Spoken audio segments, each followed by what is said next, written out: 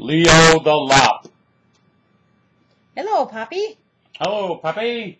It's me and Papa, and we're going to read to you now. So you should get your Leo the Lop book that looks just like this one, and we'll read you a story. And we can read you the story over and over as many times as Mom was willing to play the video for you. Are you ready? Here we go. Leo the Lop, written by Stephen Cosgrove, illustrated by Robin James. Dedicated to Wendy James, the memory of the real Leo the Lop, and a filly called Flutterby. In a warm, gentle corner of a soft green forest, a whole bunch of bunnies were born. There were so many baby rabbits you almost wouldn't believe it. There were white ones, brown ones, even some with spots, and every one of them had a little pink nose, fluffy white tail, and two pointed ears that stood straight up in the air. All of them, that is, except Leo the Lop. Now, it wasn't that Leo didn't have a little nose or a fluffy tail, for he did. What he didn't have was ears that stood straight up in the air. Instead of standing up, they hung straight down. That didn't really matter to Leo because he thought he was just as normal as could be. Besides, he couldn't see his ears anyway. Day by day, as the rabbits got older, they began to notice that Leo was slightly different. The more they looked at him, the funnier it seemed. It got so bad that the entire burrow of bunnies would roll on the ground, holding their sides in fits of laughter every time Leo walked by. You've got to admit it, that a rabbit walking around with ears dragging in the dirt is pretty funny. I don't think that was nice of them, though.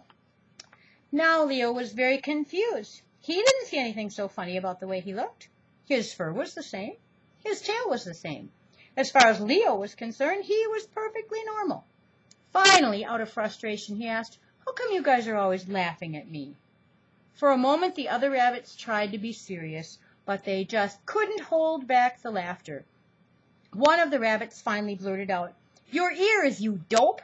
They drag on the ground. You just aren't normal." Leo looked down, and sure enough, there were his ears, dangling in the dust. I guess Leo was kind of hurt. He really didn't feel any different than the other rabbits, but because his ears hung down instead of up, he wasn't normal. He thought, all I need is a little bit of exercise and my ears will stand up just like the normal rabbits. So with that in mind, he struggled and strained in trying to make them stand up. Unfortunately, the best he could do was get them to stick straight out, and he could do that for only a minute. Then no matter how hard he tried, they would flop back to the ground in a puff of dust. Well, thought Leo, that didn't work. Maybe if I show my ears which way to go, they'll get the idea and go there on their own. Very carefully, he climbed a tree, and after cautiously hooking his hind legs around the branch, he dangled over upside down. Sure enough, his ears hung straight down. That looks right, doesn't it, Papa? Just what? Leo must have hung that way for nearly an hour when a voice made him look around. "What you doing that for?" spoke the voice. Leo looked around, and right there before him, hanging on another branch, was a possum. "Well," said Leo, feeling a little foolish, "I'm hanging upside down so my ears will learn which way they're supposed to go so I can be a normal rabbit." "What's normal?" asked the possum. "Before, when I saw you on the ground, your ears looked normal, but now they look upside down." Leo thought and thought, and he didn't have an answer.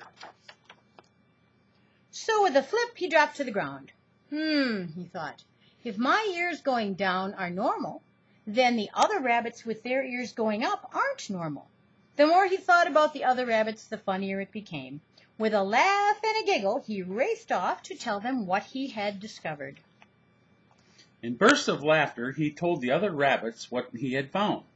At first, they didn't know whether to believe him, and then they started to look at one another and realize that Leo could be right. "Oh dear, what are we going to do?" they cried. "I've got an idea," said one of the rabbits. He picked up 2 big rocks and some twine, and he tied them to the ends of his ears. Sure enough, the weight began With all that weight, his ears began to droop lower and lower, until they reached the ground. Seeing his success, the other rabbits ran around picking up rocks and tying them in their ears. Everything would have been all right except for one small problem. The rocks and ears kept getting all tangled up in tails and feet till all was confusion with bunnies lying in a dusty heap. This isn't going to work, they said. There has got to be a better way. Maybe, said a little furry bunny, if we showed our ears the way they should be normally, they would go that way naturally.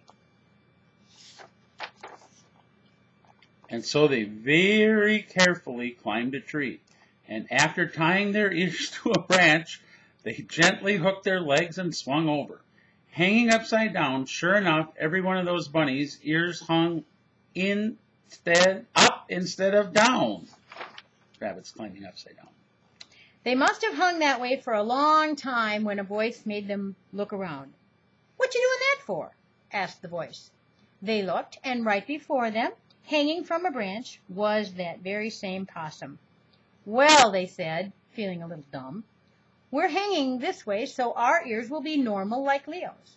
"What's normal?" asked the possum. "Before, when I saw you all on the ground, your ears looked normal. Now they look upside down." They all thought, and they couldn't answer the question either. Carefully, they untied their ears and flip-flopped to the ground below. The rabbits thought and thought, if we're normal, and Leo is normal, then normal is whatever you are. With a hop and a giggle, they raced off to tell Leo what they had learned. After listening to the story, Leo had to agree that normal was whatever you are. And from that day forward, the rabbits of the burrow lived very normal lives in their soft, warm forest. So, if you are a rabbit and your ears go up or down, try to remember Leo and the lesson that he found. Leo did still have one small problem. His ears always drooped in his soup. That's a very good story, isn't it, Poppy? So that's Leo the Lock. Now we want you to write us a letter on the email Mom Can Help You and tell us what other books you would like us to read to you and your friends that come over to play every day. And we will go to our library here and find the books and read them to you. That's all for now. We love you. Bye. Bye.